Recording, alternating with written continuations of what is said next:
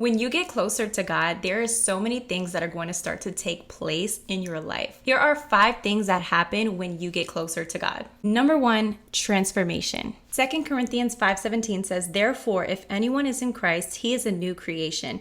The old has passed away. Behold, the new has come." So you will start to be transformed inside out. There's just going to be a lot of changes that start to take place when you start walking with God. When I first came to God, God started to reveal so many things that I had picked up from the world and started to show me that these things were not from Him. These things were from the world. And He had to strip me of so many different addictions, so many different habits, so many different just patterns of the world. The Bible tells us to be transformed by the renewing of our minds. This is why we should not conform to the patterns of this world, because the patterns of this world change often, but God never changes. God always stays the same. Be obedient to this process. It's not easy, but it's going to be so rewarding. I look back at old videos and pictures of myself and I really don't recognize that person. And I love how this verse says the old has passed away. You literally are going to be dying spiritually, and that old you is literally like put to death, okay? And you're going to become a new creation in Christ. I love that. Number 2,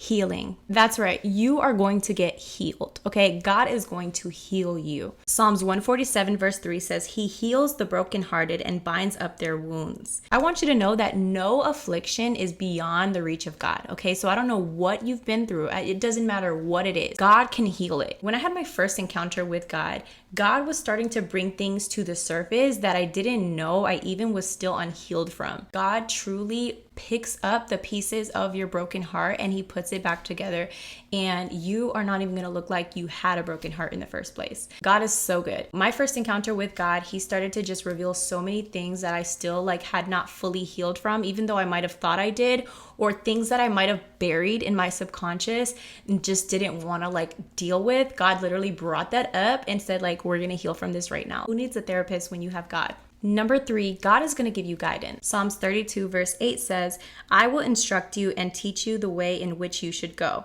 Isaiah 30 verse 21 says, "Whether you turn to the right or left, your ears will hear a voice behind you saying, 'This is the way.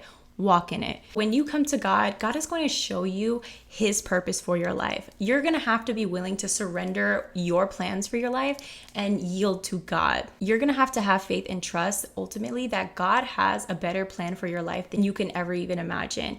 Our plans are nothing compared to God's plans. So trust in God's plans for your life, because I promise you it's better than anything we could possibly want. God created each and every single one of us with a specific assignment and earthly purpose for here on earth. We have to be obedient and yield to God's will for our life, because beautiful things happen when you are obedient to God and His plan.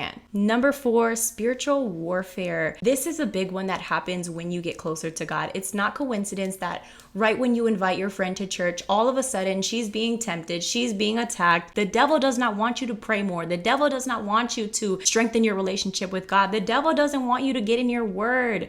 The warfare is going to come. This is inevitable. Ephesians 6:12 says, "For we do not fight against flesh and blood enemies, but against evil authorities of the unseen world, against mighty powers in this dark world, and against evil spirits in heavenly places." God warned us, we do not fight against flesh. That means our battle is not fleshly, but it's spiritual. When you're being attacked, just know you're probably doing something right. Stay in prayer, get in the word, and keep your faith in God. The Bible tells us submit to God, resist the devil, and he will flee. It doesn't say he might flee. It says he will flee, okay? So stand in your authority in God and just trust that no weapon formed against you can prosper. And number 5, you will find true peace. True peace, true joy, true happiness. All of this comes when you accept God into your life. The things of this world will never be able to fill you with the peace and the love and the happiness and the joy that only God can. John 16:33 says, "I have told you these things so that in me you may have peace. In this world you will have trouble, but take heart, I have overcome the world." Philippians 4:7 says, "The peace of God which surpasses all understanding